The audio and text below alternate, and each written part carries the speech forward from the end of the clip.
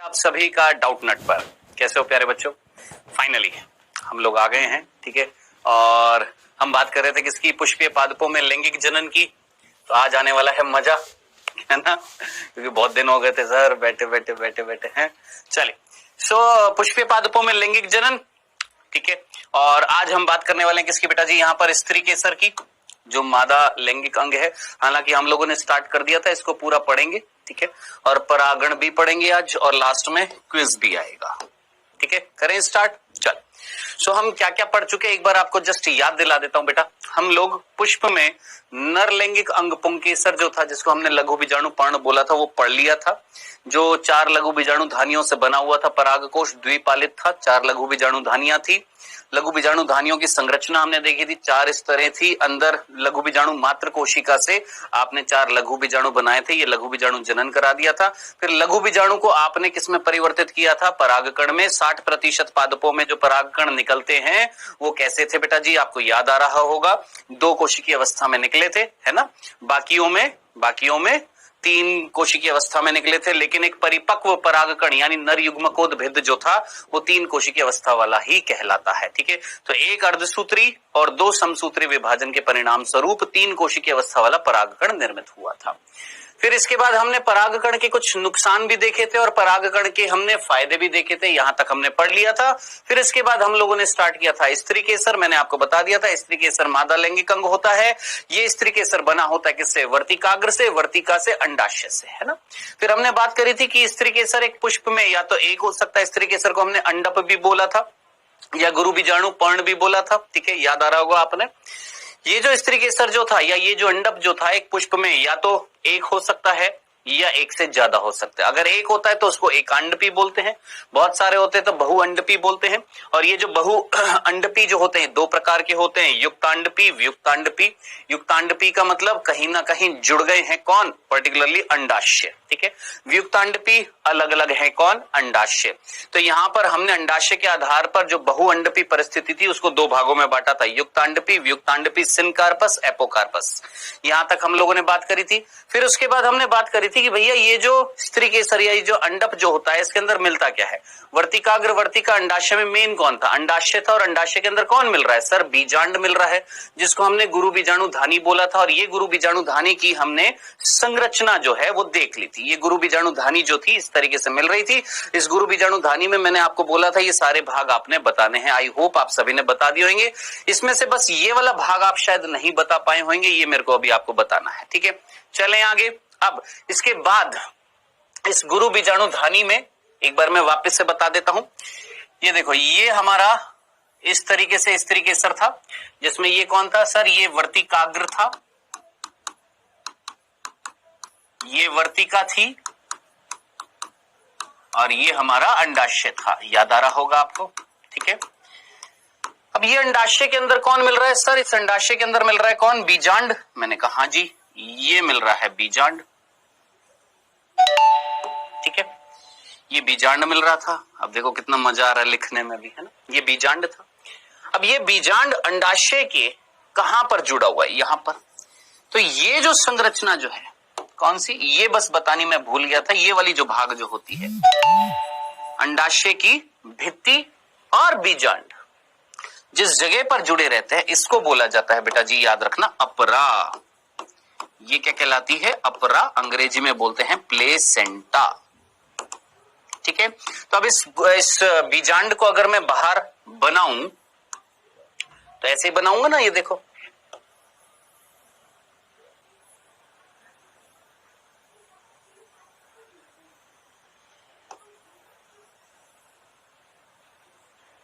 ये हमारा बीजांड है, ठीक है। इस बीजांड में ये जो डंडी जो थी, क्या बोला था इसको? बीजांड व्रंत बोला था, है ना। ये डंडी जो है ये क्या कहला रही है? बीजांड व्रंत कहला रही थी। और नीचे फूला हुआ भाग, ये नीचे फूला हुआ भाग जो है ये है अपरा। ये जो नीचे फूला हुआ भाग है ये कौन है? अपरा है, ठीक है। और इसी अपरा से ये बीजांड जुड़ा रहता है, किससे? अंडाशय की भित्ति से। डन। बाकी जो चीजें हैं मैं ऑलरेडी आपको बता चुका हूं। ये क्या कहलाती है? बीजांड व्रंत कहलाती है। ये जो 2 थे ये क्या थे? अध्यावरण थे। फिर इसके अंदर ऊतक मिल रहा था जिसको हमने क्या बोला था, बीजांडकाय, है ना। अंदर एक संरचना मिल रही थी जिसका नाम था भ्रूण कोश। उस भ्रूण कोश में ये जो द्वार था इसको हमने बोला था बीजांड द्वार। इसके विपरीत जो जगह होती है इसको हमने बोला था निभाग। ये बीजांड का शरीर था, ये बीजांड की डंडी थी जहां पर एक दूसरे से जुड़े रहते हैं। ये जगह जो थी इसको हमने क्या बोला था, नाभिका हाइलम बोलते हैं अंग्रेजी में। ये सारी चीजें मैं आपको ऑलरेडी बता चुका हूं। ये सब कुछ हम ऑलरेडी, इनका नामांकन जो है वो हमने पिछले लेक्चर में पूरा देख लिया था। ठीक है, तो मैंने आपको बोला था दोस्त ये बताने के लिए, तो आई होप अब आप बता सकते हैं वन क्या है। जल्दी से सोचो वन क्या है, यहां पर फटाफट बता देता हूं। वन जो है, हिंदी में बोल रहा हूं, वन जो है वो है निभाग। ठीक है, इंग्लिश में बोलेंगे क्या बेटा जी, याद रखना, चैलेजा। ठीक है, टू क्या है यहां पर, जल्दी से सोचिए, टू क्या है यहां पर, टू यहां पर क्या है, ये है प्रतिमुखी कोशिका। प्रतिमुखी कोशिका, प्रतिमुखी कोशिका। ठीक है, इनको प्रतिव्यासंत भी कोशिका भी बोला जाता है, प्रतिव्यासंत कोशिका भी बोला जाता है, याद रखना। ठीक है, अंग्रेजी में इसको हमने क्या बोला था, एंटीपोडल सेल बोला था। अंग्रेजी में क्या बोला था इसको हमने बेटा, अंग्रेजी में हमने इसको एंटीपोडल सेल बोला था। थ्री क्या है यहां पर, ये तीन जो है, ये तीन, ये देखिए यहां पर ये तीन क्या था, ये ध्रुवीय केंद्रक था, ध्रुवीय केंद्रक, जिसको हम क्या बोलते हैं, पोलर न्यूक्लियाई। ठीक है, फिर चार क्या है, ये चार है भ्रूण कोश, भ्रूण कोश, अंग्रेजी में बोलते हैं एम्ब्रियो सैक। ठीक है, पांच जो है वो है अंड कोशिका, अंड कोशिका, एग सेल, एग सेल। छह जो है वो दो थी, ये छह, एक ये भी है और एक ये भी है। छठी क्या थी यहां पर, सहायक कोशिका, सहायक कोशिका, इसको हम बोलते हैं सिनर्जिड सेल। ठीक है, फिर सात जो था, सात क्या है, अध्यावरण है। सातवां और आठवां क्या है बेटा, हमारा अध्यावरण है। सातवां अंत्य अध्यावरण है, सॉरी सातवां जो था ये वाला, ये देखो ये वाला, ये बाहर वाला अध्यावरण है, और आठवां जो है अंदर वाला अध्यावरण है। यानी सात और आठ ये दोनों क्या है, अध्यावरण है। अध्यावरण को हमने क्या बोला था, इंटीग्यूमेंट, इंटीग्यूमेंट। फिर नाइन्थ क्या था, बीजांड ग्रंथ था। नाइन्थ क्या है, बीजांड ग्रंथ है।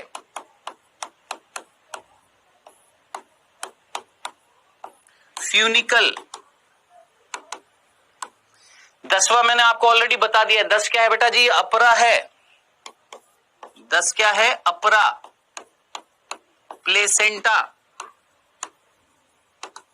ठीक है, और 11वां कौन है यहां पर, बीजांड द्वार है। 11वां जो है वो कौन है बेटा यहां पर, बीजांड द्वार है। और बीजांड द्वार को अंग्रेजी में क्या बोला था, माइक्रोपाइल। तो कुल मिलाकर इस तरीके से ये पूरी नंबरिंग है किसकी बेटा, यहां पर याद रखना है आपने, ये पूरी नंबरिंग थी किसकी, बीजांड में कौन कौन से भाग हैं। ठीक है, डन। ये मैंने यहां पर नंबरिंग लिख दी, आप चाहे तो अपनी कॉपी में नोट्स में इस तरीके से लिख भी सकते हैं। ठीक है, अब यहां पर आगे बढ़ते हैं। इसके बाद जो अगला टॉपिक आता है वो आता है यहां पर गुरु बीजाणु धानी के अंदर क्या, गुरु बीजाणु जनन। क्या आता है, गुरु बीजाणु जनन आता है। लेकिन उससे पहले मैं आपको बताऊंगा, ये जो बीजांड आपने देखे हैं, ये इस तरीके से जो बीजांड जो आपने देखा है, ये वाला जो बीजांड आपने देखा है, ये इस तरीके से मैंने आपको बताए थे, दो प्रकार के बीजांड बताए थे, है ना। एक तो ऐसे बताया था इस तरीके से मुड़ा हुआ, एक सीधा भी होता है। तो अब मैं आपको बताता हूं यहां पर बीजांड के प्रकार बताऊंगा। किसके प्रकार, बीजांड यानी गुरु बीजाणु धानी के प्रकार। गुरु बीजाणु धानी के हम क्या देखने वाले हैं, प्रकार देखने वाले बेटा जी। यहां पर ध्यान से देखिएगा, सबसे पहला जो है, सबसे पहला जो हमारा इस तरीके से होता है,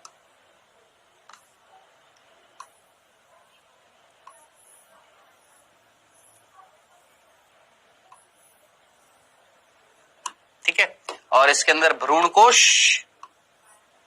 ये रहा, ठीक है। ये वाला जो होता है, अब ये देखिए, ये थोड़ी सी एक्स्ट्रा चीज है, ये मैं जानबूझ के आपको पढ़ा रहा हूं क्योंकि हर जगह ये पढ़ाया जाता है आजकल, क्योंकि थोड़ा सा एक्स्ट्रा है, एनसीईआरटी में नहीं है, मैं जानता हूं, लेकिन ये जानना बहुत जरूरी है। ये वाला जो होता है, पहला वाला जो इस तरीके से सीधी संरचना जो होती है, इसको हम बोलते हैं ऋतु, ऋतु बीजांड बोलते हैं, ऋतु बीजांड बोलते हैं, ठीक है। इसको अंग्रेजी में बोलते हैं ऑर्थोट्रोपस, ऑर्थोट्रोपस, ठीक है। सीधा सीधा बीजांड, यानी बीजांड का शरीर, बीजांड का शरीर और बीजांड का शरीर और बीजांड व्रंत एक ही रेखा में, ये देखो बीजांड व्रंत ऐसे और बीजांड का शरीर इसके ऊपर सीधा खड़ा है, बीजांड का शरीर बीजांड व्रंत एक ही रेखा में होते हैं, उसको हम क्या बोलते हैं, ऋतु बोलते हैं, ठीक है सर। ये तो हो गया हमारा पहला।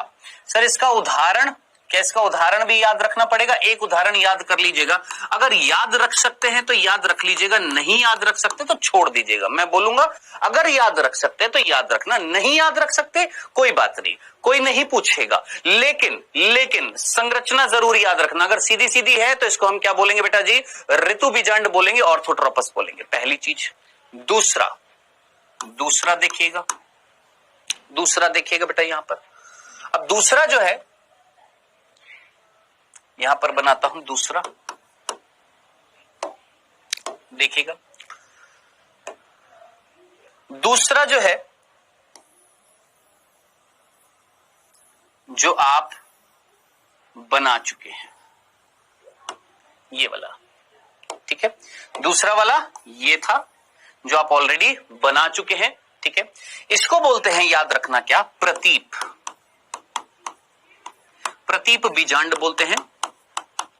देखिए मैं चाहता तो सीधा सीधा गूगल पे से फोटो उठाता और 5 प्रकार के जो आपके बीजांड जो होते हैं, 5 या 6 प्रकार के जितने भी बीजांड है वो सारे के सारे आपको दिखा देता, लेकिन मजा नहीं आता, ना मेरे को आता ना आपको आता। तो मेरे साथ साथ बनाते जाइएगा। सीधा खड़ा इस तरीके से, यूं मान लो मेरा हाथ जो है, ये ऊपर वाला, ये वाला जो मेरा भाग है, ये कौन है सर, ये वाला पूरा भाग आपका क्या है, बीजांड का शरीर, और नीचे ये जो है ये बीजांड की डंडी है। तो अगर ऐसे मिल रहा है, ऐसे मिल रहा है, सीधा सीधा मिल रहा है, तो क्या कहलाएगा बेटा जी, आपका ऋतु, है ना।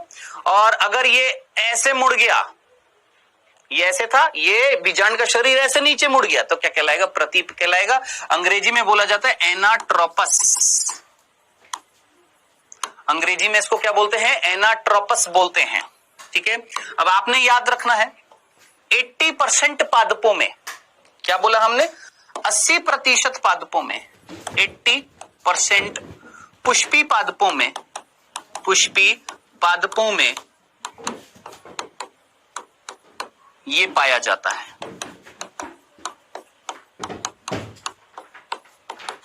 क्या बोला हमने, 80% पुष्पीय पादपों में ऐसा बीजांड मिलता है, कौन सा, ये वाला जो हमने यहां पर बनाया है, ये वाला, इसको हम क्या बोलते हैं, प्रतीप बीजांड, एनाट्रोपस बोलते हैं अंग्रेजी में। 80% पादपों में ये वाला मिलता है, इसीलिए ज्यादातर बुक्स में कौन सा, ये वाला बनाया होता है, क्योंकि मैक्सिमम कौन सा मिलता है, ये वाला मिलता है।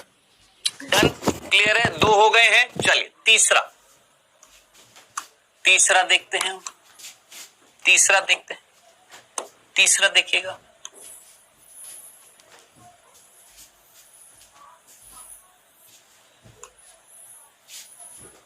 ठीक है, अब तुलना करना, ये कैसा था, सीधा सीधा था, ये कैसा था बेटा, सीधा सीधा था, ये वाला ऐसे मुड़ गया और ये वाला पूरा नहीं मुड़ा, नीचे नहीं गया, ऐसे गया, ऐसे नहीं हुआ, ऐसे रहा, ठीक है। तो ये वाला जो तीसरी वाली जो संरचना जो होती है बीजांड की, इसको हम बोलते हैं, याद रखना, अर्ध प्रतीप बोलते हैं। क्या बोलते हैं इसको, अर्ध प्रतीप बोलते हैं, ठीक है, याद रखना है। इसको हम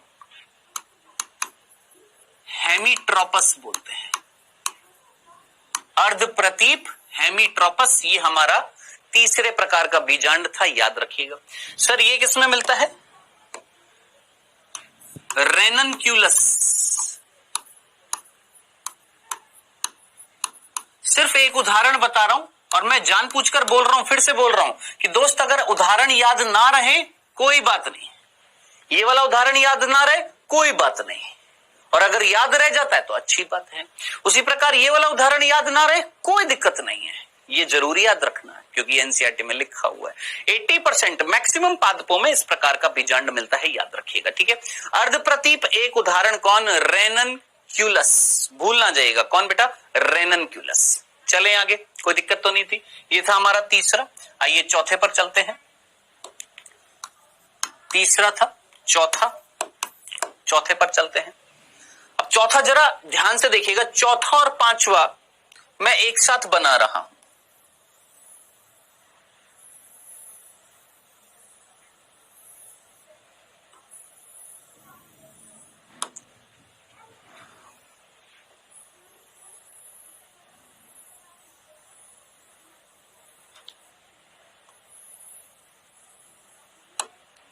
चौथा और पांचवा जो है वो मैं एक साथ बना रहा हूं।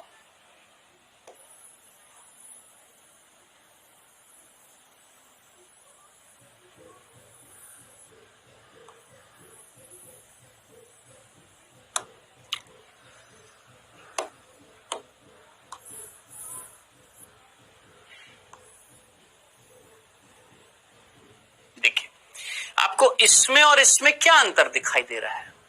क्या इसके अध्यावरण थोड़े से घूमते हुए दिखाई दे रहे हैं? इसके तो नहीं दिखाई दे रहे। सर इसमें और इसमें क्या अंतर है? ये पूरा नीचे तक मुड़ गया, ये पूरा नीचे तक मुड़ गया है, ये पूरा सीधा था। मतलब एक ये कंडीशन है, देखो ऐसे ये पूरा मुड़ गया, एक ये कंडीशन है, ये सीधा है, एक मैंने बोला ये कंडीशन है ऐसी वाली। समझ में आ रहा है? समझ में आया क्या बोला? फिर से सुन, मैंने बोला ये है बीजांड की डंडी और ये कंडीशन जो है ये अर्धप्रतीप की है, ठीक है। ये बीजांड की डंडी और ये बीजांड का शरीर नीचे हो गया बिल्कुल, ठीक है। अब ये वाली कंडीशन को अगर मैं देखूंगा, ये वाली कंडीशन अगर मैं देखता हूं तो कैसी होगी? ये बीजांड की डंडी और ये बीजांड का शरीर थोड़ा सा एंगल पर है, थोड़ा सा एंगल पर है, यूं नहीं है, बिल्कुल घूमकर नीचे नहीं आ गया, थोड़े से एंगल पर होता है, ठीक है। और ये वाला जो है, इसको देखिएगा, ये वाला जो है इसमें क्या होगा? बीजांड की डंडी है और अध्यावरण जो है वो थोड़े से घूम रहे हैं और साथ साथ अंदर देखो, अंदर जो भ्रूण कोश है वो भी थोड़ा सा घूम रहा है। हाँ सर, ये भी थोड़ा सा घूम रहा है। अब नाम क्या है इनका? जरा ध्यान से देखिएगा, ये हटा देता हूं बेटा जी। इनका नाम क्या क्या है ध्यान से सुनना, चौथा और पांचवा, ठीक है। चौथे वाले का नाम आपने याद रखना है, चौथे वाले को बोला जाता है एम्फीट्रोपस और पांचवे वाले को बोला जाता है वक्र। पांचवा जो है इसको हम बोलते हैं वक्र और चौथा जो है इसको हम बोलते हैं एम्फीट्रोपस।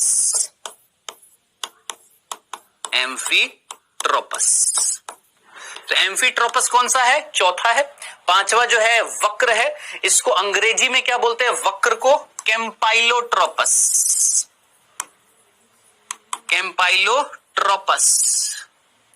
कैम्पाइलोट्रोपस, ठीक है। और जो चौथा जो एम्फीट्रोपस, इसको अंग्रेजी में भी क्या बोलते हैं? एम्फीट्रोपस ही बोलते हैं,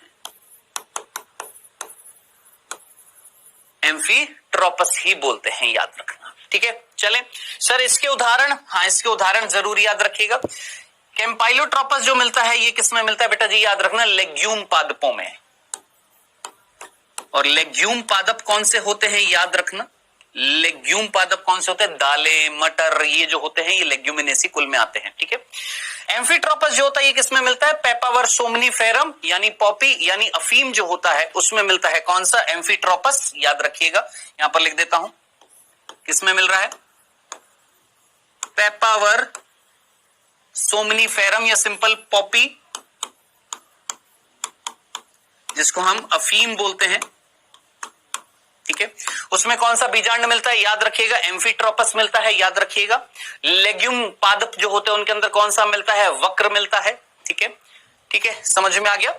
एम्स में, एम्स की बात कर रहा हूं, पहले ना एम्स में क्वेश्चन पूछे जाते थे इनसे, और मैं नहीं चाहता हूं कि एक भी बिंदु में छोड़ूं कि आपका सिलेक्शन ना हो बायो में। बायो एक भी चीज में छोड़ना नहीं चाहता। मैं पुराना वाला पार्थ बन गया हूं, पुराने वाला मतलब इन द सेंस कि जब मैं ऑफलाइन में पढ़ाता था तो मैं सब कुछ निचोड़ कर सब कुछ देता था जो हम कोटा में पढ़ाते थे। कोटा में यही होता था। कोटा में एक्स्ट्रा चीजें पढ़ाई जाती थी, मेंटल एबिलिटी डेवलप की जाती थी, ज्यादा से ज्यादा चीजें पढ़ाई जाती थी, ठीक है, कंसेप्ट क्लियर किए जाते थे। तो मैं चाहता हूं कि एक एक चीज, एक एक कंसेप्ट, एक एक बारीक चीज आपको बताई जाए, कोई भी चीज छोड़ी ना जाए, थोड़ी सी एक्स्ट्रा चीजें बताई जाए जो एम्स लेवल में पहले भी आती थी, ताकि कुछ भी ना छूटे, ठीक है। तो याद रखना, ये बेटा हमारा ऋतु पान में मिलता है, प्रतीप 80% पादपों में मिलता है, याद रखना, मैक्सिमम पादपों में यही वाला मिलता है, इसलिए ज्यादातर बुक्स में यही वाला दिखाया जाता है, ठीक है। उसके बाद हमने पढ़ा अर्ध प्रतीप रेननक्यूलस में मिलता है इस तरीके से सीधा। ये वाला एम्फिट्रोपस जो है थोड़ा सा नीचे झुका, लेकिन पूरा नहीं झुका, थोड़ा सा नीचे झुका, ऐसे पूरा नहीं झुका ये, ठीक है। ये वाला भी नीचे झुका, लेकिन इसका अध्यावरण जो है वो भी घूम गया, और अंदर जो भ्रूण कोश है वो भी घूम गया। अब एक एक्स्ट्रा चीज यहां से पूछी जाती थी एम्स में, इस वाले बीजांड से क्या पूछी जाती थी, ध्यान से सुनना। आपने घोड़ा देखा है? हाँ सर, घोड़ा देखा है। घोड़े के पैर में कुछ लोहे की चीज लगाई जाती है जिसको घोड़े की नाल बोलते हैं, सुना है? घोड़े के पैर में कट कट कट कट आवाज आती है, घोड़े के पैर में लगाया जाता है, उसको हॉर्स शू बोलते हैं अंग्रेजी में। क्या बोलते हैं, याद रखना, क्या बोलते हैं? हॉर्स शू बोलते हैं। शू का मतलब पैरी होता, शू का मतलब क्या होता है? आपके जूते होते हैं ना। तो घोड़े के पैर में वो जो लोहे की नाल लगाई जाती है, जिसको हम घोड़े की नाल बोलते हैं हिंदी में, और इंग्लिश में बोलते हैं हॉर्स शू बोलते हैं। याद रखना, ये बिल्कुल घोड़े की नाल जैसा होता है, इस तरीके से। घोड़े की नाल बिल्कुल ऐसी होती है, कैसी होती है? ऐसी होती है, ठीक है, ऐसी होती है। तो ये वाला जो बीजांड जो होता है ना, इससे प्रश्न पूछा जाता था कि कौन सा बीजांड घोड़े की नाल की आकार का जैसा होता है, तो horse shoe shape, horse shoe shape के जैसा, घोड़े के जूते जो होते हैं उसके जैसा जो बीजांड होता है वो कौन सा होता है? कैम्पाइलोट्रोपस वक्र होता है, याद रखना। विश्वास ना हो तो एम्स 2010 का प्रश्न देख लेना, मिल जाएगा आपको। सर इतना पुराना? यस, आपको मिल सकता है, ठीक है।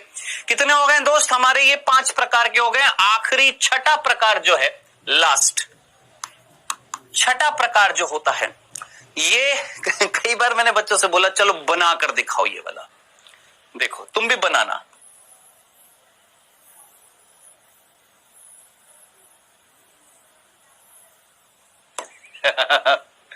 कैसा लगा? कैसा लगा? सोचो, बन जाएगा तुमसे? बन जाएगा?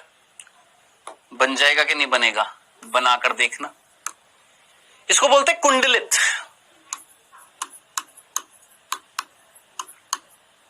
अंग्रेजी में बोलते हैं सर्सिनोट्रोपस, अंग्रेजी में बोलते हैं सर्सिनोट्रोपस, इंग्लिश में बोलते हैं कुंडलित। क्या किया है देखिएगा, ध्यान से देखिएगा। ये इस तरीके से बीजांड का शरीर था, ये नीचे बीजांड की डंडी थी, ये देखो ये बीजांड का शरीर नीचे आया, नीचे आकर आकर आकर फिर ऊपर घूम गया। ये देखिए, ये नीचे आकर फिर ऊपर घूम गया, दिख रहा है? ये ऐसे जाकर फिर ऊपर घूम गया, इसको हम क्या बोलते हैं? कुंडलित सर्सिनोट्रोपस बोलते हैं बेटा जी, याद रखना। ये किसमें मिलता है दोस्त? ये मिलता है किसमें? नागफनी में।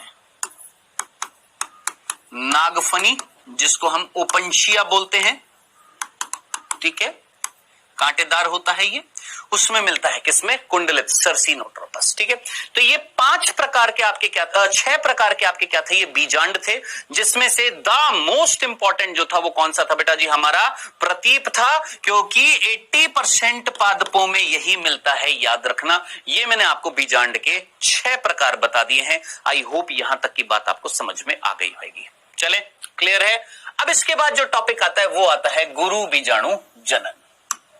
अगला जो टॉपिक आता है वो आता है गुरु बीजाणु जनन, जिसको हम क्या बोलते हैं? याद रखना, मेगा स्पोरोजेनेसिस। अगला जो टॉपिक आता है उसको अंग्रेजी में बोलते हैं मेगा स्पोरोजेनेसिस, हिंदी में बोलते हैं गुरु बीजाणु जनन।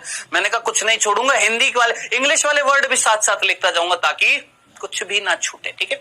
तो देखिए, गुरु बीजाणु जनन इस तरीके से समझा रखा है गुरु बीजाणु जनन को हमारी एनसीईआरटी में, लेकिन समझ में नहीं आता। आइए मैं आपको प्यार से, आराम से, तसल्ली से एक एक चीज समझाता हूं। ध्यान से देखना, गुरु बीजाणु जनन में क्या होता है। देख दोस्त, ये हमारा बीजांड था, ठीक है, ओके सर। इस बीजांड के अंदर यहां पर कौन था सर? यहां पर ये ऊतक था जिसको हमने बोला बीजांड का है। सर आपने भ्रूण कोश तो दिखाया ही नहीं, वही तो बनाना है इसमें। अरे गुरु बीजाणु जनन में भ्रूण कोश बनाना है, तो आराम से ध्यान से सुनना। मैंने बोला एक पादप का पुष्प, उस पुष्प में बीजांड, बीजांड जो है अभी बिल्कुल नया नया बीजांड है, अभी अभी बीजांड बना है। तो उस बीजांड के अंदर, अध्यावरण के अंदर यहां पर जो ऊतक मिल रहा था, कौन मिल रहा था? बीजांड काय ऊतक मिल रहा था। कौन मिल रहा था? बीजांड काय। ठीक है, अब क्या होएगा ध्यान से सुनना। इस बीजांड काय में पर्टिकुलरली ध्यान से सुनना, पर्टिकुलरली बीजांड द्वार के पास में, बीजांड द्वार के पास में एक बड़ी सी कोशिका, एक बड़ी सी कोशिका मिलती है विकास के दौरान। किसके दौरान? विकास के दौरान एक बड़ी सी कोशिका मिल रही है यहां पर, ये बड़ी सी कोशिका मिल रही है। और ये जो बड़ी सी कोशिका जो है बेटा, इस बड़ी सी कोशिका को हम बोलते हैं, याद रखना, आर्कीस्पोरियल कोशिका। आर्कीस्पोरियल कोशिका। कोई दिक्कत? चलें आगे, कोई कंफ्यूजन नहीं है? क्या दिख रही है? आर्कीस्पोरियल कोशिका दिख रही है। ओके जी, ये द्विगुणित है। कैसी है? 2n है, द्विगुणित है। कैसी है दोस्त? ये द्विगुणित है, 2n है। ये कौन? आर्कीस्पोरियल कोशिका। ठीक है सर जी, आगे। अब ये आर्कीस्पोरियल कोशिका में क्या होएगा? विभाजन होएगा। तो मैं कैसा दिखाऊंगा ये देख, एक एक डायग्राम के साथ में चीज बनाकर दिखाऊंगा। ठीक है, इस आर्कीस्पोरियल कोशिका में क्या हुआ? विभाजन हुआ, तो दो कोशिकाएं बनी। आर्कीस्पोरियल कोशिका जो है, इसमें विभाजन होएगा तो क्या बनेगी सर? दो कोशिकाएं बनेगी। मैंने कहा ठीक है जी, ये दो कोशिकाएं बन गई हैं। बाकी हमारा बीजांड का है, ऊतक जो है वो यहां पर साइड में मिल ही रहा है। समझ रहा है यहां पर क्या बोला मैंने? मैंने बोला था बीजांड का ऊतक था, हाँ था। उस बीजांड का ऊतक में ये कौन सा द्वार था? बीजांड द्वार था। बीजांड द्वार के पास में एक कोशिका जिसका नाम है आर्कीस्पोरियल कोशिका, जिसको हम प्रप्रसु कोशिका भी बोलते हैं। प्रप्रसु कोशिका। याद आ रहा है ऐसा कुछ? हाँ सर, वहां पर भी पढ़ा था, पुंकेसर में भी पढ़ा था। याद आ रहा है? वहां पर भी याद करो, आर्कीस्पोरियल कोशिका, प्रप्रसु कोशिका में क्या कराया था? विभाजन कराया था, दो कोशिकाएं बनाई थी। जी हाँ सर, दो कोशिकाएं बनाई थी। कितने बच्चों को याद है? एक किनारे की तरफ थी और एक अंदर की तरफ थी। देख, ये वाली किनारे की तरफ है, ये वाली, और ये वाली अंदर की तरफ है। जो बाहर की तरफ है, ये वाली किनारे की तरफ थी। इसको हमने क्या नाम दिया था? याद कर, भित्तीय या परिधीय कोशिका बोला था। परिधीय या भित्तीय कोशिका। ठीक है, और जो अंदर की तरफ थी उसको क्या बोला था? बीजाणु जन कोशिका। याद कर, याद आ रहा है? याद आ रहा है? अंदर वाली को क्या बोला था? बीजाणु जन कोशिका। परिधीय वाली को क्या बोला था? परिधीय कोशिका। ये सर यहां तक की बात समझ में आ गई है। अब याद कर, वहां पर परिधीय कोशिका ने लगातार विभाजन करके 3 स्तर बनाई थी। याद कर, अंतस्थीसियम और आपकी मध्य स्तर, टैपिटम, ऐसा हुआ था ना? हाँ सर। यहां पर क्या करेगी बेटा? ये कुछ नहीं करेगी, ये बस विभाजन करेगी, और विभाजन करके 4 से 8 सेल बना देंगे। ये देखो, इसने विभाजन किया। हटा दूं अब इसको, नया बनाऊं? ठीक है, चलो नया बना देता हूं।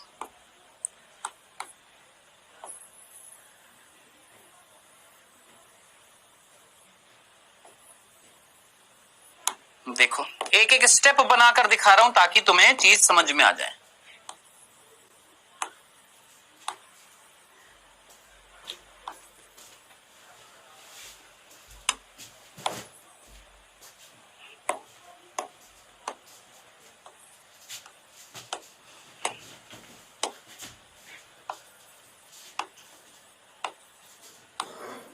चार कोशिका हमने बना दी है। किसके विभाजन से?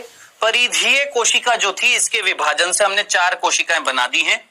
ये 4 कोशिका हमने यहां पर बना दी हैं। जिनका कोई रोल नहीं है, बस इतना सा 4 कोशिका।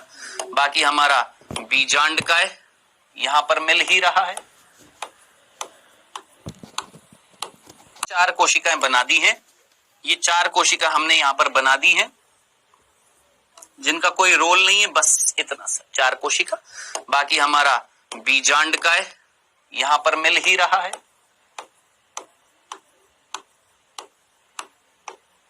मेन इंपॉर्टेंट कौन है? ये बीजाणुजन कोशिका।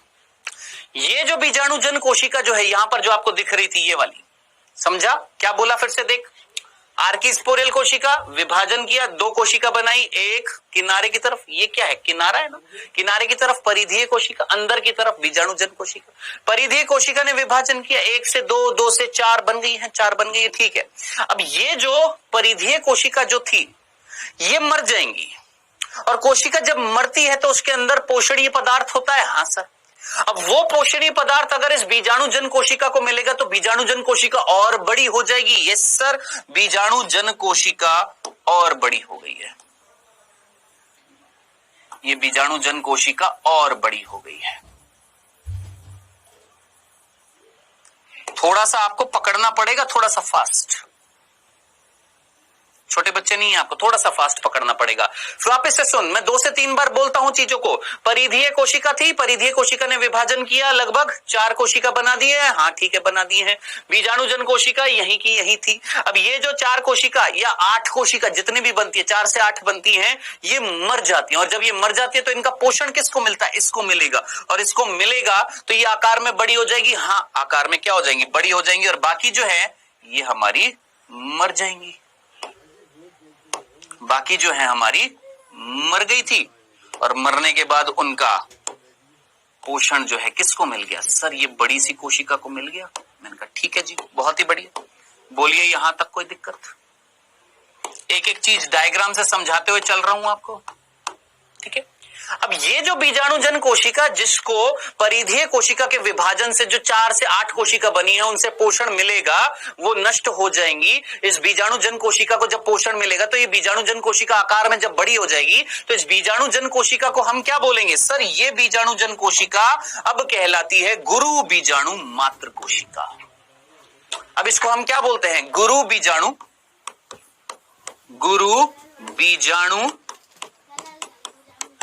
मात्र कोशिका। तो गुरु बीजाणु मात्र कोशिका जो है, गुरु बीजाणु मात्र कोशिका जो थी, वो कौन थी? पूरा वापस से दोहराऊं, फिर से देख। मैंने बोला ये नया नया बीजांड बना है, बिल्कुल बिल्कुल अभी बिल्कुल छोटा सा है, जिसके अंदर कौन मिल रही थी? यहां पर बीजांड द्वार के पास कौन मिल रही है? प्रप्रसु आर्किस्पोरियल कोशिका, जो बाकी बीजांड काय की कोशिकाओं से थोड़ी सी बड़ी होती है। ये आर्किस्पोरियल कोशिका ने विभाजन किया, 2 कोशिकाएं बनाई है, एक परिधि की तरफ परिधीय या भित्तीय कोशिका, एक अंदर की तरफ बीजाणुजन कोशिका। परिधीय कोशिका ने विभाजन किया, 1 से 2 हुई, 2 से 4, 4 से 8, जितनी भी होंगी 4 से 8 ही होंगी। वो क्या करेंगी? वो अपने आप को मार लेंगी। जब वो मर जाएंगी तो उनका पोषण किसको मिलेगा? इस बीजाणुजन कोशिका को। तो ये तो खत्म हो गई, इसको पोषण मिल गया। जैसे पोषण मिलेगा ये आकार में वृद्धि कर जाएगी, आकार में जब वृद्धि कर जाएगी तो हम इसको क्या बोलेंगे? गुरु बीजाणु मात्र कोशिका बोलेंगे। जो कैसी है दोस्त? जो द्विगुणित है। जो कैसी है? द्विगुणित है। बताइए यहां तक की बात समझ में आ गई? कोई तकलीफ नहीं है। अब इसी डायग्राम को मैं अगले पेज पर बना रहा हूं, ध्यान से देखिएगा।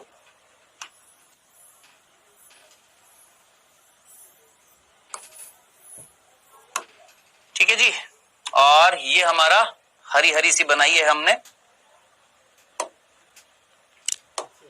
ये हमने हरी हरी सी क्या बनाई है दोस्त? ये हमने बनाई है क्या? गुरु बीजाणु मात्र कोशिका। ठीक है सर जी। और साइड में कौन है सर? साइड में है बीजांडकाय ऊतक, या सिंपल बीजांडकाय न्यूसिलस बोलते हैं उसको। डन? ओके सर जी। अब इधर देखना, ध्यान से देखना। ये जो गुरु बीजाणु मात्र कोशिका थी, ये जो गुरु बीज यूं का यूं बनाया मैंने, ये वाली चीज यहां पर बना दी है, ठीक है, लिखने की जरूरत नहीं। ये कौन है? गुरु बीजाणु मात्र कोशिका। अच्छा, गुरु बीजाणु मात्र कोशिका को अंग्रेजी में क्या बोलते हैं? ये भी लिख देता हूं, चलो यहां पर लिख देता हूं। ये जो गुरु बीजाणु मात्र कोशिका जो होती है, गुरु बीजाणु मात्र कोशिका जो होती है, इस गुरु बीजाणु मात्र कोशिका को बोला जाता है मेगा स्पोर मदर सेल। क्या बोला जाता है? मेगा स्पोर मदर सेल कहा जाता है, याद रखना। क्या बोलते हैं? गुरु बीजाणु मात्र कोशिका को हम क्या बोलते हैं? मेगा स्पोर मदर सेल बोलते हैं। इस गुरु बीजाणु मात्र कोशिका में होएगा अब अर्धसूत्री विभाजन। इस गुरु बीजाणु मात्र कोशिका में होएगा अब ये वाली जो कोशिका है इसके अंदर होएगा अर्धसूत्री विभाजन। तो दोस्त आप मुझे बताओ, जब अर्धसूत्री विभाजन होएगा तो कितनी कोशिकाएं बच जाएंगी? सर, एक अर्धसूत्री विभाजन से, एक द्विगुणित कोशिका में जब अर्धसूत्री विभाजन होता है, अर्धसूत्री विभाजन होता है तो 4 कोशिकाएं बनती है। यस सर, 4 कोशिकाएं बनेगी। मैंने कहा आइए बनाते। 1 2 3 4, 1 2 3 4 बना दी 4। ये 4 क्या बनाई है? ये चारों अगुणित कोशिकाएं हैं जो कौन से विभाजन से बनी है? सर, अर्धसूत्री विभाजन से। मैंने कहा ठीक है, अर्धसूत्री विभाजन हुआ और 4 कोशिकाएं बन गई। अब आप मुझे बताइएगा, ये चारों कोशिकाएं अगुणित होंगी कि द्विगुणित होंगी? अगुणित होंगी कि नहीं होंगी? अरे भैया, चैप्टर पढ़ लिया आपने। द्विगुणित कोशिका में जब अर्धसूत्री विभाजन होता है तो 4 कोशिकाएं बनती, कैसी होती है? अगुणित होती है। बोलिए जनाब, समझ में आ गया? बाकी बीजांड का है तो यहां पर अभी भी मिल रहा है।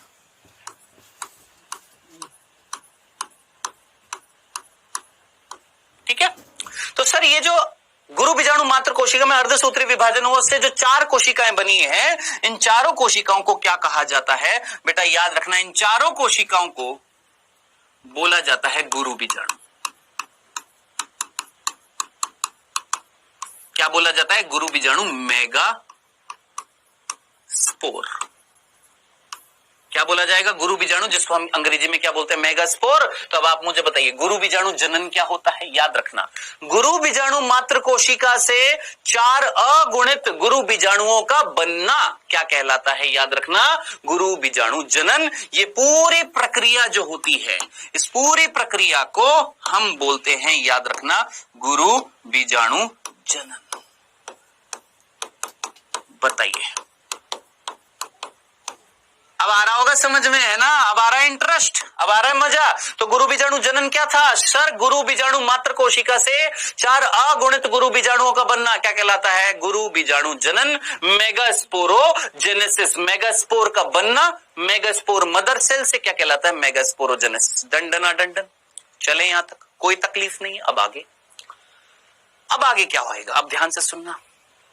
मैक्सिमम 80% से लेकर 90% पादपों में क्या होता है? ध्यान से देखना। मैंने बोला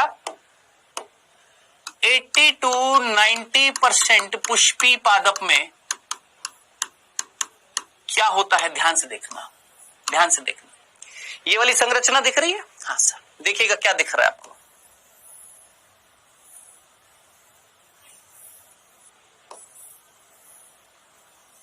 ध्यान से देखिएगा। 4 गुरु बीजाणु बने थे। हाँ सर, 4 गुरु बीजाणुओं में से जरा देखिएगा, गौर फरमाइएगा जनाब।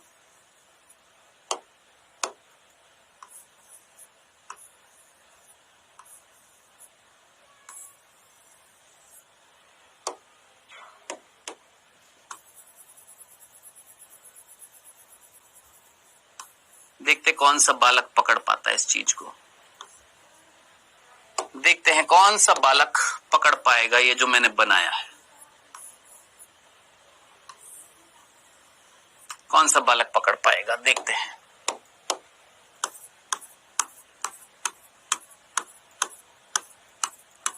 बताइए, आपको क्या दिख रहा है? यहां से यहां क्या दिखता है? सर, 4 जो गुरु बीजाणु थे ना, उनमें से 3 गुरु बीजाणु, 4 में से 3 गुरु बीजाणु, और वो भी कौन से? ये वाले। वो भी कौन से? सर जी, ये वाले, ये वाले। किधर की तरफ? बीजांड द्वार सिरे की तरफ। ये 3 जो बीजांड द्वार सिरे की तरफ है, ये क्या आपको क्षीण होते हुए, नष्ट होते हुए, खत्म होते हुए दिख रहे हैं, देखो 3 हो रहे हैं, सिकुड़ रहे हैं, खत्म होते जा रहे हैं। और जो ये वाला था, ये वाला निभाग की तरफ, ये कौन सी जगह है जरा सोचिए, कौन सी क्षेत्र है, निभाग की तरफ है ना। ये जगह क्या कहला रही, बीजांड द्वार, और ये जगह क्या कहला रही थी, निभाग। तो ये वाला किधर की तरफ है, ये वाला निभाग की तरफ है। और ये 3 जो है ये किधर की तरफ है, बीजांड द्वार की तरफ है। आपको ये 3 नष्ट होते हुए दिखाई दे रहे हैं, ये 3 नष्ट हो जाएंगे। और ये 3 अगर नष्ट हो जाएंगे तो इनका पोषण इसको मिलेगा कि नहीं मिलेगा, जो निभाग की तरफ है, यस सर मिलेगा। तो ये आकार में बड़ा नहीं हो जाएगा, यस सर हो जाएगा, हाँ सर। ये अब गुरु बीजाणु जो है, ये वाला गुरु बीजाणु 4 में से 3 जो है वो नष्ट हो गया। अब पता है बच्चे प्रश्न पूछते हैं, मेरे को पता है आप में से कई प्रश्न पूछेंगे, सर जी क्यों नष्ट हो गए, पूछेंगे ना। बेटा याद रखना 80 to 90% पादपों में, अभी मैं लास्ट में बताऊंगा, अभी नहीं बता रहा, अभी बताऊंगा तो समझ नहीं आएगा, अभी पहले फोकस कर। 4 थे, हाँ 4 क्या थे, गुरु बीजाणु। किससे बने, अर्धसूत्री विभाजन से। किसके अंदर हुआ, इसमें हुआ। गुरु बीजाणु मात्र कोशिका में अर्धसूत्री विभाजन हुआ, 4 गुरु बीजाणु बने हैं, जिसमें से 3 जो है नष्ट हो जाएंगे। कौन से, बीजांड द्वार के।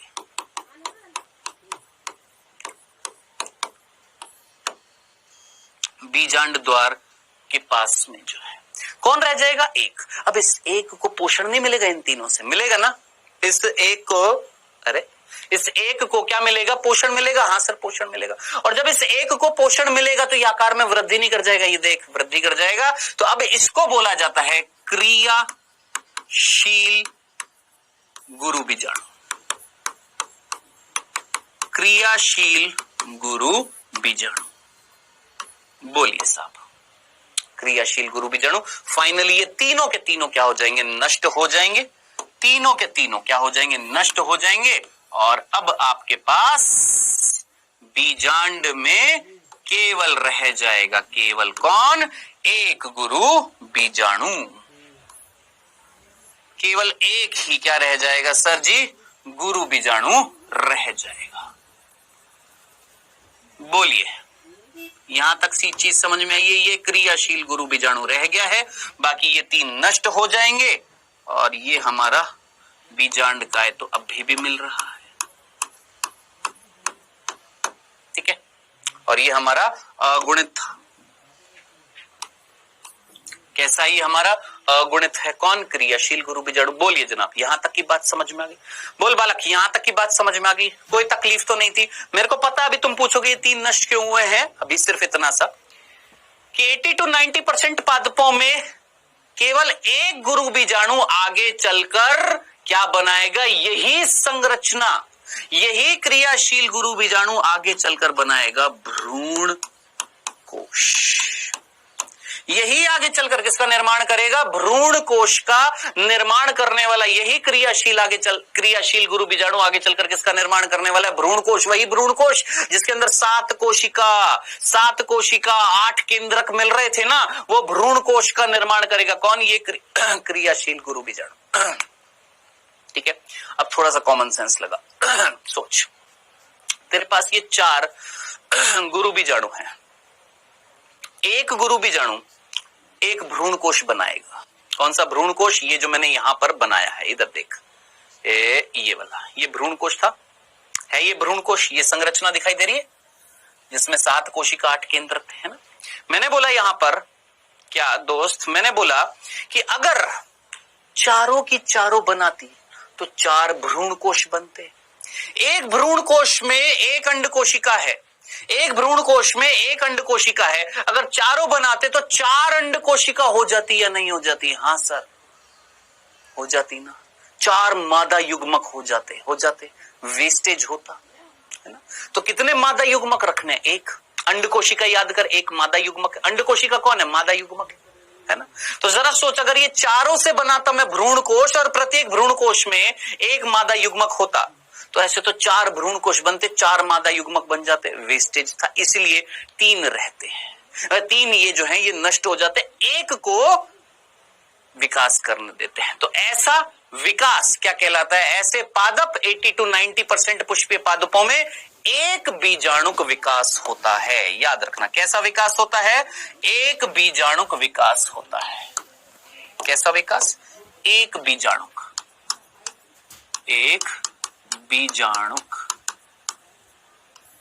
विकास होता है। अरे थोड़ा सा कॉमन सेंस लगा लो यार, मैं तुमसे बोल रहा हूं ये क्रियाशील गुरु बीजाणु तुमको दिखाई दे रहा है? हाँ सर दिखाई दे रहा है। मैंने बोला यही क्रियाशील गुरु बीजाणु आगे चलकर क्या बनाने वाला है? भ्रूण कोश बनाने वाला है। क्या बनाने वाला है? भ्रूण कोश। ये भ्रूण कोश जिसमें इस तरीके से याद कर, 3 कोशिका ये, 3 कोशिका ये, एक बड़ी सी कोशिका है, याद कर, ये बनने वाला भ्रूण कोश बनने वाला है। एक क्रियाशील गुरु बीजाणु से एक भ्रूण कोश बनने वाला है। अब अगर चारों की चारों बनाती है तो 4 भ्रूण कोश ऐसे बनते, हाँ, जगह भी ज्यादा चाहिए, हाँ, और 4 मादा युग्मक हो जाते हैं। फालतू में 4 मादा युग्मक बन जाते हैं, नहीं बन जाते हैं ना? तो हमने देखा 80 to 90% पुष्पीय पादपों में 4 में से 3 जो है वो नष्ट हो जाती है। सर बाकी 80 to 90% में बाकियों में विकास करता है। यस, कुछ पादपों में चतुष्क बीजाणुक विकास होता है, यानी चारों जो है वो विकास कर जाते हैं, लेकिन कुछ पादपों में, मैक्सिमम पादपों में ये वाला विकास होता है। मेरे को पता है क्या? कुछ बच्चे पूछेंगे सर कौन से पादप होते हैं जिनके अंदर 4 बीजाणु विकास करते हैं? चंपा, माइचेलिया, लिख ले उधार, कोई नहीं पूछने वाला, लेकिन मेरे को पता है पूछोगे, इसलिए मैंने पहले ही बोल दिया। उदाहरण क्या? चंपा में होता है, माइचेलिया जिसको हम बोलते हैं, उसमें क्या चारों बीजाणु जो है गुरु बीजाणु है विकास करते हैं। डन, चले आगे। ओके, अब ये हो चुका है, क्या बन चुका है? हमारा क्रियाशील गुरु बीजाणु बन चुका है। अब इस क्रियाशील गुरु बीजाणु से हमें क्या बनाना है? भ्रूण कोश बनाना है। आइए ध्यान से देखिएगा, इस संरचना को मैं वापस से बना रहा हूं। इस बैच से या नीट 2023 के जितने भी बैच हैं, सभी बैच से मेरे को बहुत कामनाएं हैं कि भैया निकालेंगे, रैंक निकालेंगे, तो ध्यान से सुनिएगा। ये कौन है दोस्त? ये हमारा वापस से वही बना रहा हूं, क्रियाशील गुरु बीजाणु है ये।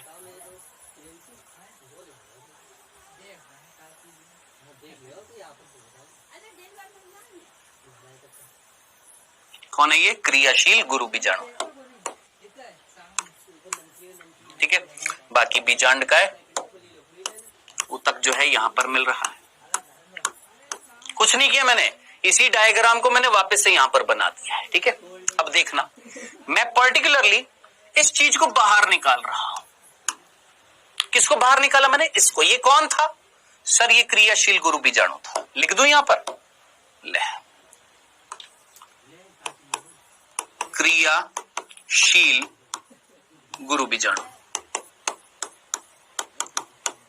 ये क्रियाशील गुरु बीजाणु है जिसको मैंने बाहर निकाला है।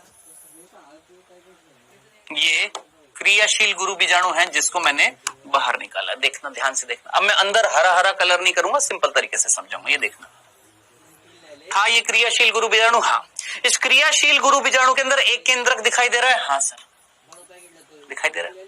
पिछला चैप्टर तुमने पढ़ा है कि जब कोशिका विभाजन करती है तो सबसे पहले क्या विभाजन करता है? उसका केंद्रक करता है। हाँ सर करता है। आइए, इस क्रियाशील गुरु बीजाणु, यही क्रियाशील गुरु बीजाणु जिसको मैंने बाहर निकाला है, ये रहा। इस क्रियाशील गुरु बीजाणु में देखना सबसे पहले क्या होएगा? कैरियोकाइनेसिस। कैरियोकाइनेसिस यानी केंद्रक का विभाजन। लो जी, कितने केंद्रक बन जाएंगे? याद कर, कैरियोकाइनेसिस पढ़ा होगा ना तुमने कोशिका विभाजन में। एक केंद्रक से कितने केंद्रक बन गए? 2 हो गए। अब इसके बाद क्या होना चाहिए था? सर साइटोकाइनेसिस होना चाहिए ना। कोशिका द्रव्य का विभाजन नहीं हुआ, केंद्रक का विभाजन हुआ है। हो गया केंद्रक का विभाजन। इसके बाद किसका विभाजन होना चाहिए था? कोशिका द्रव्य का विभाजन, जो कोशिका द्रव्य का विभाजन नहीं हुआ। अब आगे,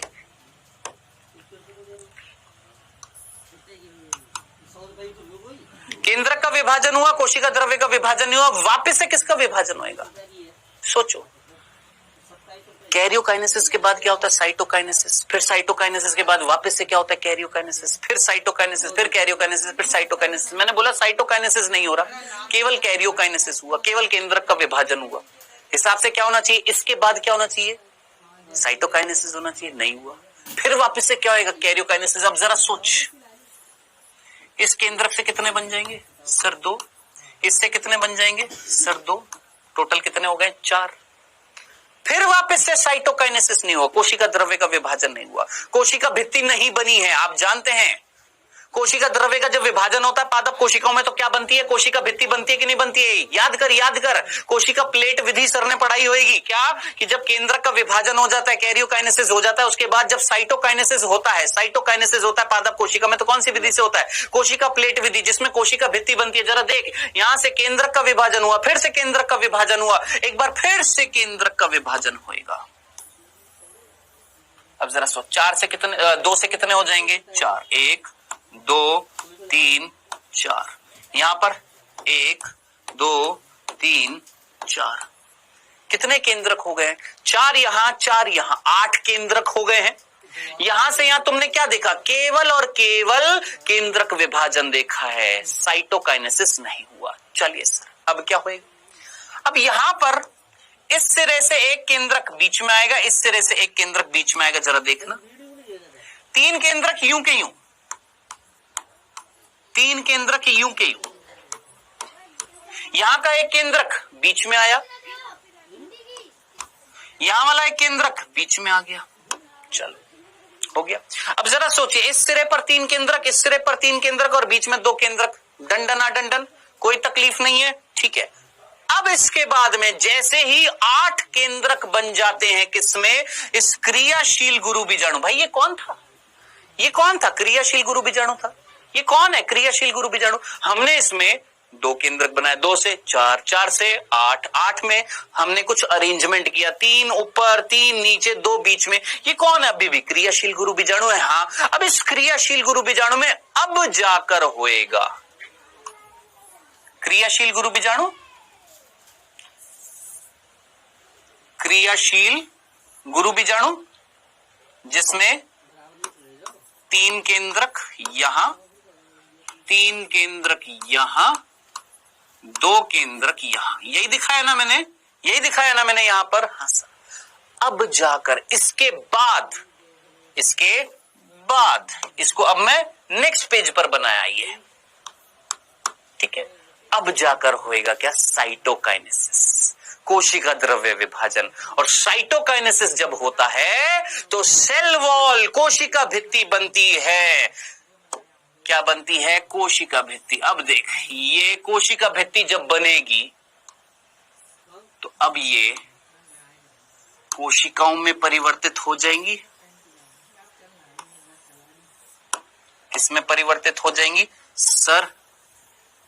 कोशिकाओं में परिवर्तित हो जाएंगी। मैंने कहा ठीक है जी। किसमें परिवर्तित हो गई हैं? कोशिकाओं में परिवर्तित हो गई हैं। किसमें परिवर्तित हो गई हैं सर? कोशिकाओं में। जिनको नहीं समझ में आया मैं फिर से दोहरा रहा हूं, देख यहां पर ध्यान से देख, वापस से ध्यान से सुनना, पूरी की पूरी बात को गौर से सुनिएगा। मैंने यहां पर क्या दिखाया? मैंने कहा ये कौन था सर? ये क्रियाशील गुरु बीजाणु था। ये क्रियाशील गुरु बीजाणु था। टोटल कितने? वापस से देख, यहां पर फिर से देख, पूरा स्टार्टिंग से देख। मैंने बोला ये बीजांड विकास कर रहा था, नया नया बना था। इसके अंदर कौन थी? आर्किस्पोरियल कोशिका। आर्किस्पोरियल कोशिका ने विभाजन किया, 2 कोशिका बनाई, बीजाणु जन कोशिका और परिधीय कोशिका। परिधीय कोशिका ने विभाजन किया, 2 से 4 से 8 कोशिका बनाई। वो कोशिका नष्ट हो गई और इस बीजाणु जन कोशिका को पोषण दे दिया। ये बीजाणु जन कोशिका आकार में बड़ी हो गई, इसको हमने बोला गुरु बीजाणु मात्र कोशिका। ये गुरु बीजाणु मात्र कोशिका में हुआ अर्धसूत्री विभाजन, 4 बने क्या? गुरु बीजाणु। ये प्रक्रिया क्या कहला रही थी? गुरु बीजाणु जनन, जिसमें से जो बीजांड द्वार के सिरे की तरफ है, कहां पर? बीजांड द्वार की तरफ जो है ये तीन गुरु बीजाणु जो हैं ये नष्ट हो जाएंगे और अपना पोषण किसको दे देंगे? ये जो निभाग की तरफ जो गुरु बीजाणु है, याद रखना, पोजीशन याद रखना, बीजांड द्वार वाले नष्ट हो जाएंगे और जो निभाग वाला है उसको पोषण मिलेगा। निभाग वाले गुरु बीजाणु को जब पोषण मिलता है तो वो आकार में बड़ा हो जाएगा, जिसको हमने बोला है क्रियाशील गुरु बीजाणु। ये रहा क्रियाशील गुरु बीजाणु। ये क्रियाशील गुरु बीजाणु को हमने बाहर निकाल कर देखा, इसमें क्या क्या हुआ, मतलब इसके अंदर क्या हो रहा है। ये क्रियाशील गुरु बीजाणु के अंदर जो एक केंद्रक था, 1 से 2, 2 से 4, 4 से 8, और ये 8 केंद्रक जो है किस तरीके से व्यवस्थित थे कि 3 केंद्रक ऊपर, 3 केंद्रक नीचे, बीच में 2 केंद्रक। अभी तक केवल और केवल क्या देखा था आपने? कैरियोकाइनेसिस, केवल केंद्रक का विभाजन, कोशिका द्रव्य का विभाजन नहीं हुआ। जैसे ये 8 केंद्रक इस तरीके से व्यवस्थित हो जाते हैं, इसके बाद होता है क्या? साइटोकाइनेसिस। और साइटोकाइनेसिस में क्या बनती है? कोशिका भित्ति बनती है। अब मैं आपको बताता हूं, ये चीज आपकी एनसीईआरटी में लिखी हुई है, पढ़कर देखना। क्या? कि ये जो यहां से यहां तक की प्रक्रिया, यहां पर कोशिका भित्ति नहीं बनी है। याद रखना, यहां से यहां तक यहां से यहां तक, ये पूरी प्रक्रिया में, इस पूरी प्रक्रिया में यहां से यहां तक ओनली केंद्रक विभाजन हुआ, ओनली केंद्रक विभाजन हुआ है। ठीक है, याद रखना, भूलना जाइएगा, कोशिका भित्ति नहीं बनी है, याद रखना, भूलना जाना, कोशिका भित्ति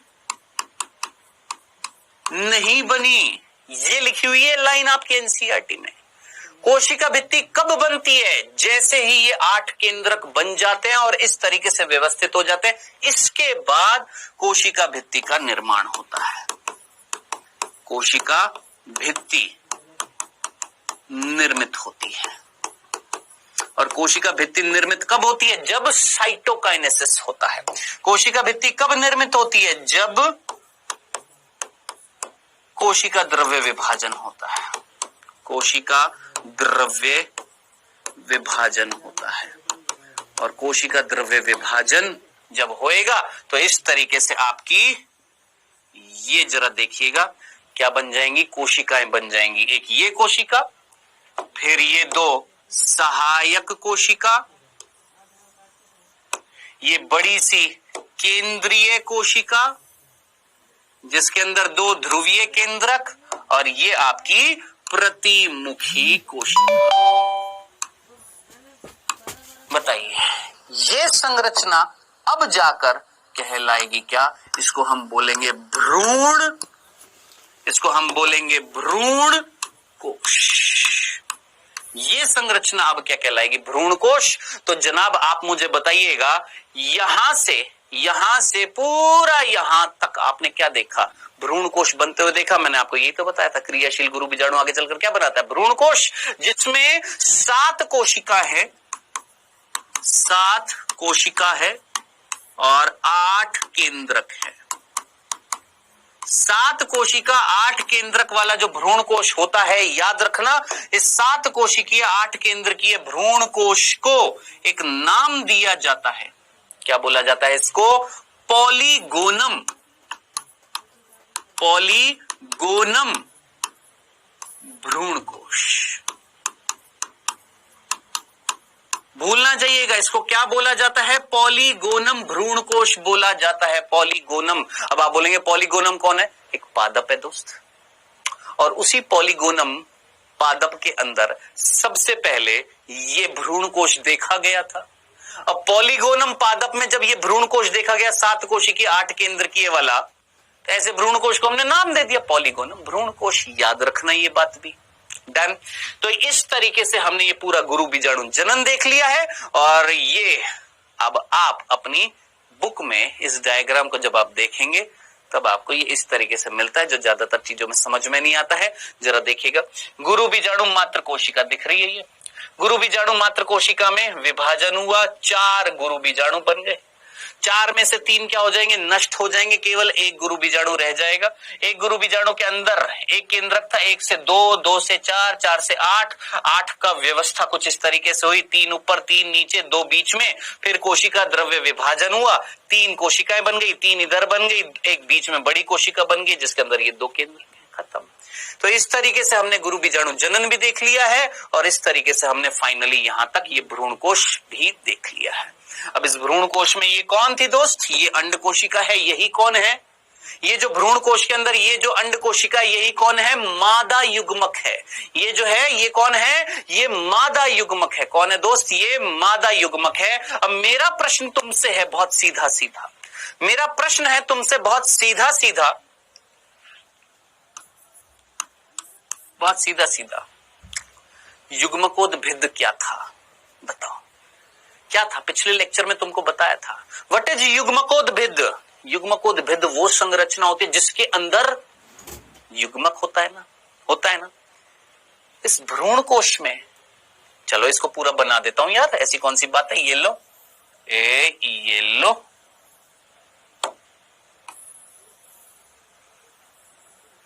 ये लो भाई साहब, ये हम फिर से बना देंगे। कौन सी बड़ी बात हो गई है? ये लो जी, ये हमारा भ्रूण कोश। नहीं सर अलग रंग का बनाओ, मैंने कहा ये लो जी, ये हमारा भ्रूण कोश। नहीं सर थोड़ा और बड़ा बनाओ, मैंने कहा ये लो जी, ये हमारा भ्रूण कोश। बाकी बीजांडकाय बाहर यहां पर मिल रहा था, न्यूक्लियस जिसको बोला था। अंदर क्या मिल रही है सर? एक अंड कोशिका। याद रखना अंड कोशिका बीजांड द्वार की तरफ होती है, याद रखना। ये अंड कोशिका, साथ में दो सहायक कोशिका, फिर बड़ी सी कोशिका, फिर आपकी कहां गई ये प्रतिमुखी कोशिका। ठीक है, कौन है दो? नहीं यहां पर नहीं, गलत बना दिया। ये प्रतिमुखी कोशिका, अलग रंग से बनाते हैं। ये प्रतिमुखी कोशिका। ठीक है, समझ में आ गया। केंद्रक कौन कौन से हैं सर? केंद्रक जो है यहां पर भी है, यहां पर भी है, यहां पर भी है, दो यहां पर है, एक यहां, एक यहां, एक यहां। डन। अब ये कौन है सर? ये अंड कोशिका थी,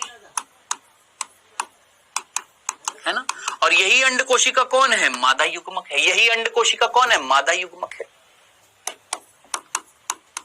अब मैं तुमसे पूछता हूं एक बहुत सिंपल सा प्रश्न कि दोस्त युग्मक जिसके अंदर होते हैं उस संरचना को हम युग्मकोद्भिद बोलते हैं। याद कर, परागकण नर युग्मक था कि नर युग्मकोद्भिद था? नर युग्मकोद्भिद था। क्यों बोला? क्योंकि उसके अंदर दो नर युग्मक थे। जो जनन कोशिकाएं थी वो दो नर युग्मक थे। हाँ सर थे ना। अब आप मुझे बताइएगा यहां पर हु इज मादा युग्मकोद्भिद? मादा युग्मकोद्भिद फीमेल गैमेटोफाइट, फीमेल गैमेटोफाइट।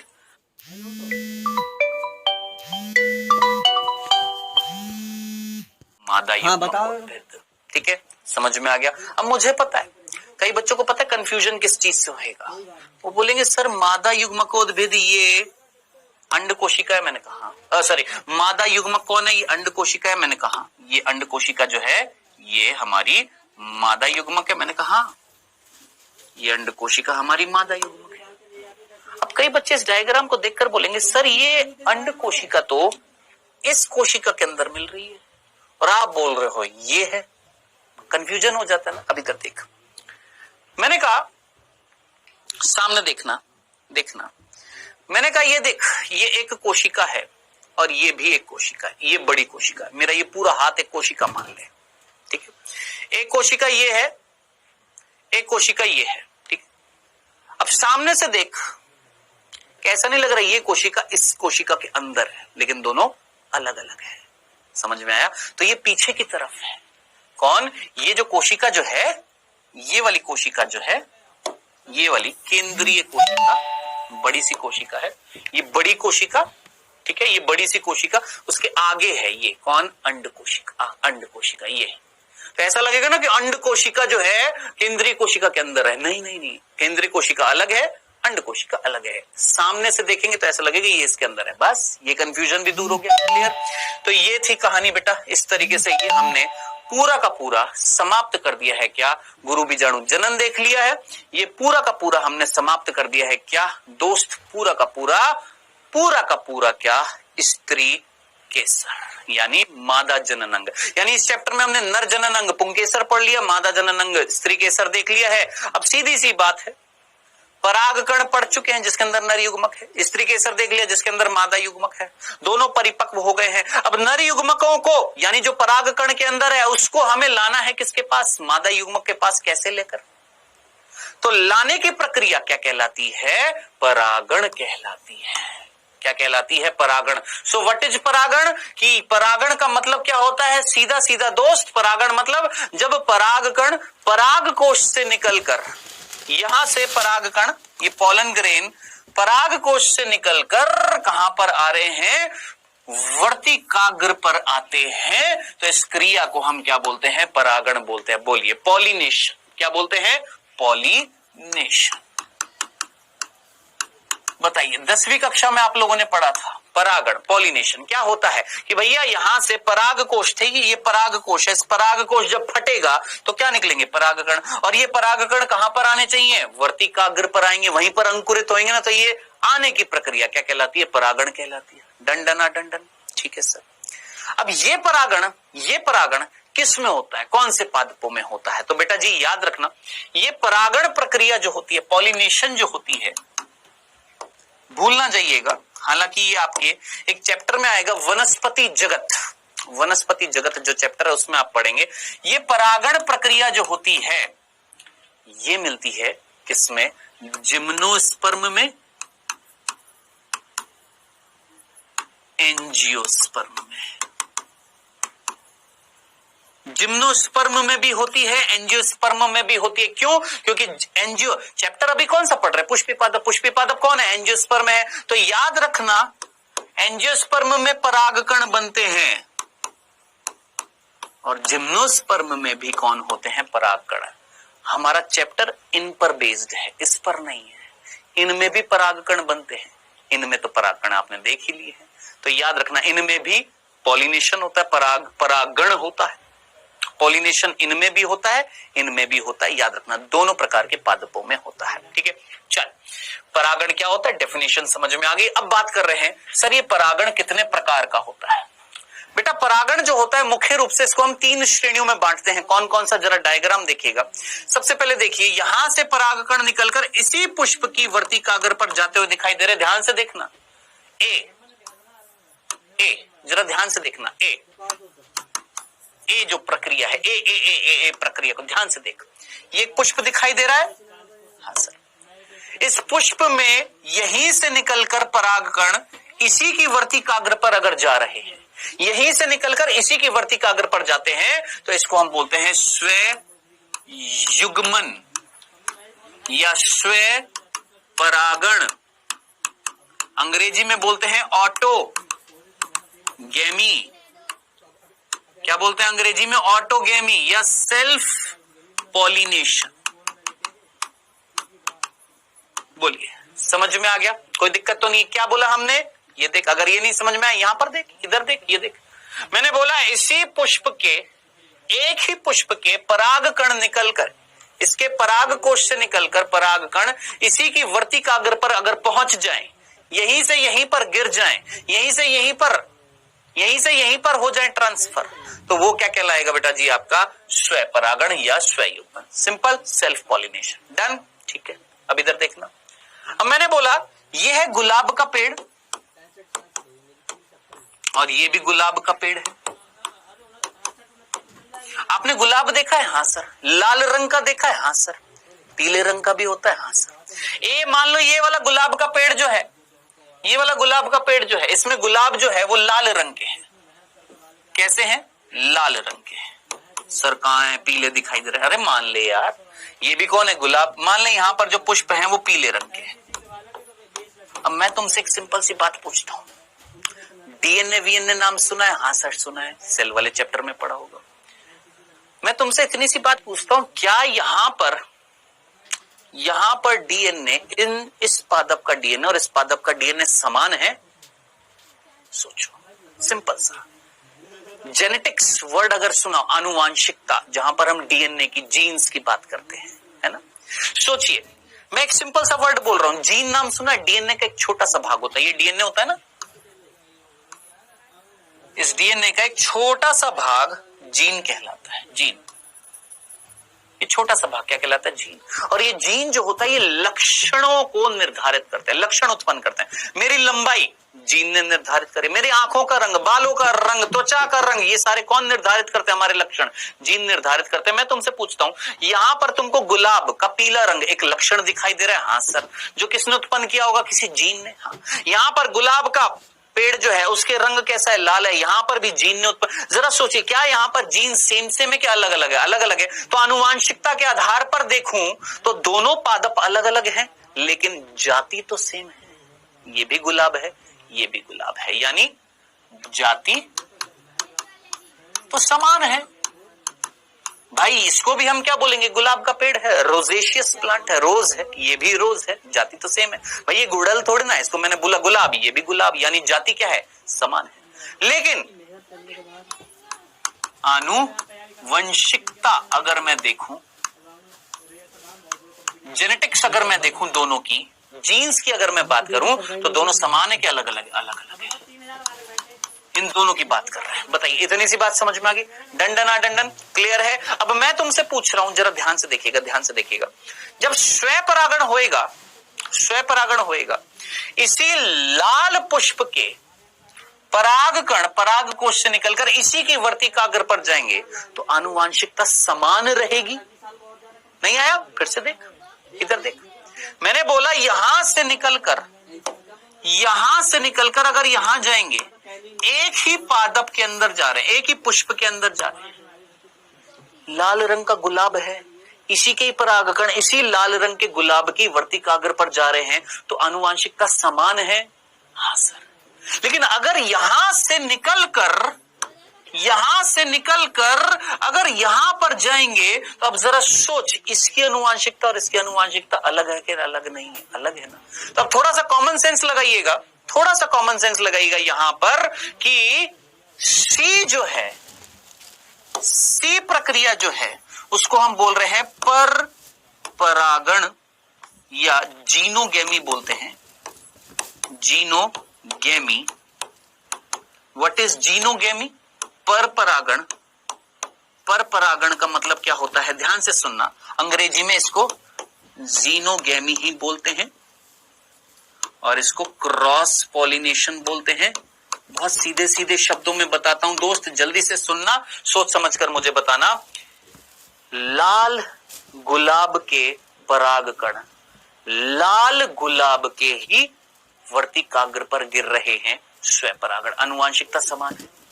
लाल गुलाब के परागकण पीले गुलाब की वर्तिकाग्र पर अगर जाकर गिरेंगे, तो क्या कहलाएगा, पर परागण। यानी एक पादप के पुष्प से परागकण निकलकर उसी जाति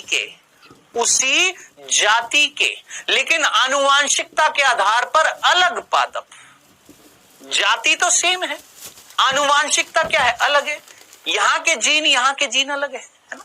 तो आनुवांशिकता के आधार पर अगर देखें तो असमान है कि समान है, सर ये दोनों असमान है, तो ऐसा परागण क्या कहलाएगा, पर परागण कहलाएगा। समझ में आ गया? और सिंपल भाषा में इधर देख, ध्यान से देखना, ये पुष्प है, ये पुष्प दिखाई दे रहा है, दिख रहा है, इसी पुष्प के परागकण निकलकर इसी की वर्तिकाग्र पर जा रहे हैं, क्या कहला रहा है, स्वपरागण। डन, ठीक है। ये एक अलग पुष्प है, ये वाला अलग पुष्प है।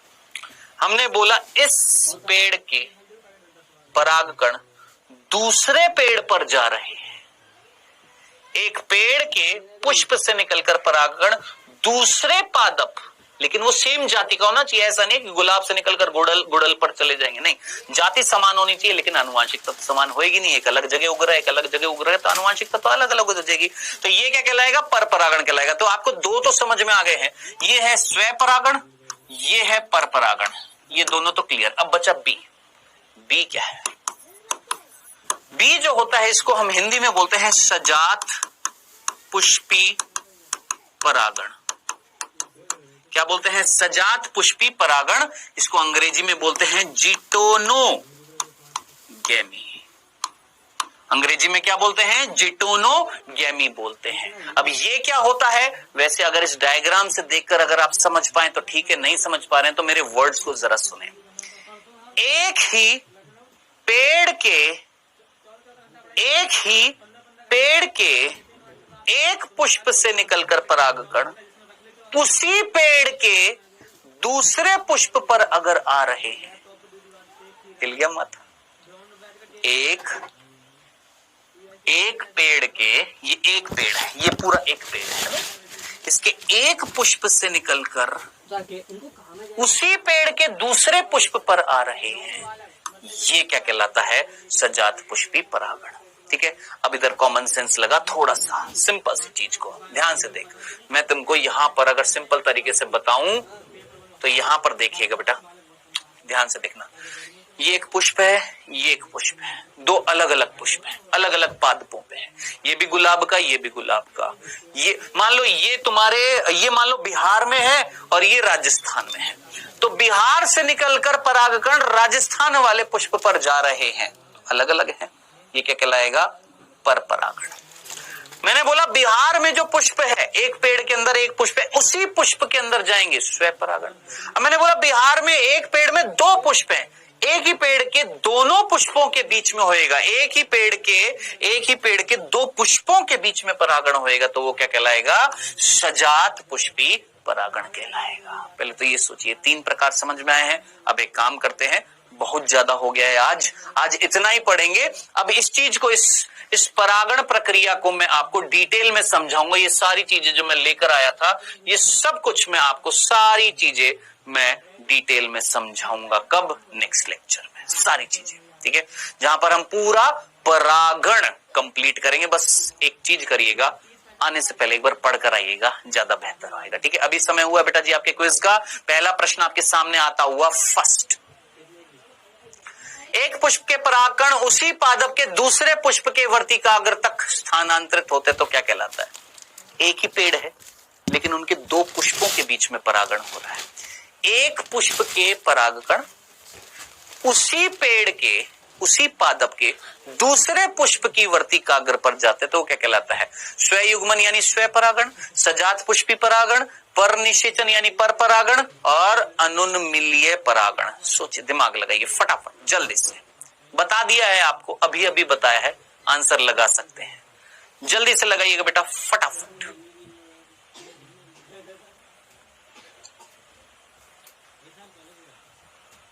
दूसरा प्रश्न, परागण होता है आवृत बीजी तथा शैवाल में, आवृत बीजी तथा कवक में, आवृत बीजी तथा टेरिडोफाइट में, आवृत बीजी तथा अनावृत बीजी।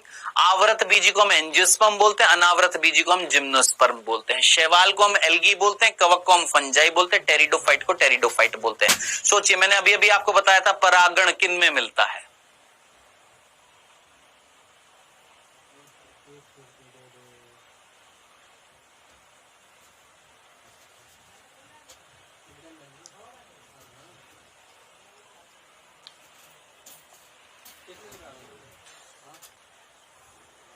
चलिए, ये 2 ही क्वेश्चन थे बेटा जी, ज्यादा क्वेश्चन मैं आज लाया नहीं था। मैंने कहा थोड़ा सा आज थ्योरी ज्यादा पढ़ेंगे, ठीक है। पहला प्रश्न था हमारा, एक पुष्प के परागकण का उसी पादप के दूसरे पुष्प के वर्तिकाग्र पर अगर स्थानांतरण होता है तो उसे हम क्या बोलते हैं? तो बेटा वो कहलाता है आपका सजात पुष्पी परागण। उसके हम क्या बोलते हैं? सजात पुष्पी परागण, ठीक है।